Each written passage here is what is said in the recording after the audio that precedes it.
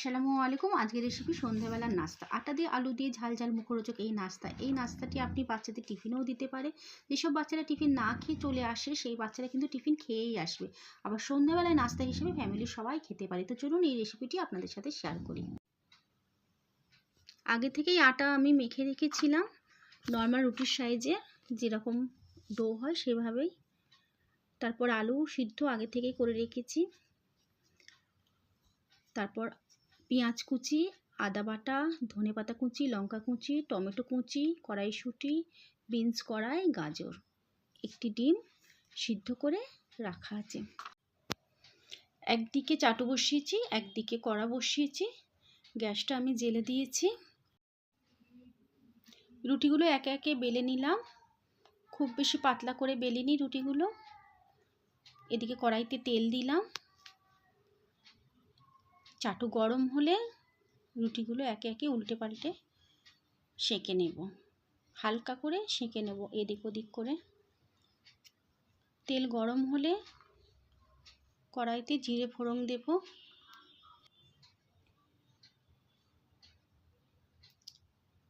পেঁয়াজ কুচি দিলাম। পেঁয়াজটা একটু নাড়াচাড়া করলাম। আদাটা দিয়ে দিলাম, আদা বাটাটা। রুটিটা সেঁকে তুলে রাখবো। পেঁয়াজটা একটু নাড়াচাড়া করে নিলাম। বিনসটা আগে দিলাম। বিনসটা একটু শক্ত বলে বিনসটা একটু আগে নাড়াচাড়া করে নিলাম। বিনসটা ভাজবো। রুটিটা একে একে সেঁকে নেব। বিনসটা একটু নাড়াচাড়া করব। তারপর গাজর দিলাম। গাজরও একটু নাড়াচাড়া করে নেব। দেখতে পাচ্ছ বন্ধুরা রুটি আমি কিভাবে সেঁকছি। রুটি একে একে সেঁকে তুলে নিয়েছি। আলু দিয়ে দিয়েছি, ম্যাশ করা আলু। এর মধ্যে একটু হালকা হলুদ দিয়েছি, নুন দিয়েছি, আর বেশি কিছু দিইনি। একটু হালকা হলুদ আর নুন দিয়ে আলু ম্যাশটা দিয়ে নাড়াচাড়া করে নিয়েছি। ডিমটা গ্রেট করে রেখেছি। ধনেপাতা কুচিটা দিয়ে দিলাম। এই পুরটা হতে বেশি সময় লাগে না, আর পুরে বেশি কিছু মশলা দিতে হয় না। স্বাদ মতন লবণ দিলে পুরটা মোটামুটি ভালোভাবে রেডি হয়ে যায়।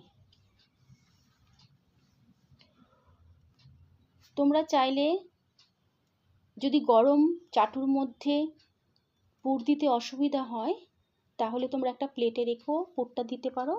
আমি এখানে গরম চাটুর মধ্যেই পুরটা দিয়ে দিচ্ছি। পুরটা দিয়ে এইভাবে এর ওপর ডিম গ্রেট করাটা 1 চামচ দিয়ে তারপর ভালো করে রুটিটাকে ফোল্ড করে দেব। গ্যাসের ওভেনটা আমার একটু আস্তে ছিল, আমি জোরে করে দিলাম। দেখতেই পাচ্ছ কিভাবে আমি রুটিটাকে ফোল্ড করলাম। তোমরা চাইলে আলাদা প্লেটের মধ্যে রেখেও এটাকে আগে থেকে তৈরি করে তারপরে গরম তেলে দিয়ে ভাজতে পারো, আর নইলে এভাবেও ভাজতে পারো। যেটা তোমাদের সুবিধা মনে হবে সেটাই তোমরা করবে। আমি গরম চাটুর মধ্যেই পুর দিয়ে রুটিটাকে ভেজে নিলাম অল্প তেল দিয়ে। দেখো লাল লাল হয়ে গেলে একটা প্লেটে তুলে নিলাম। এইভাবে বাকি রুটিগুলো একইভাবে ভেতরে পুর দিয়ে ও ডিমের গ্রেট দিয়ে তৈরি করে ফেললাম। দেখো কত মজাদার এবং সুন্দর হয়েছে। তোমরা সবাই একবার প্লিজ ট্রাই করবে। ভালো লাগলে লাইক, শেয়ার আর কমেন্ট করবে, আর আমার চ্যানেলটা সাবস্ক্রাইব করবে। আল্লাহ হাফেজ।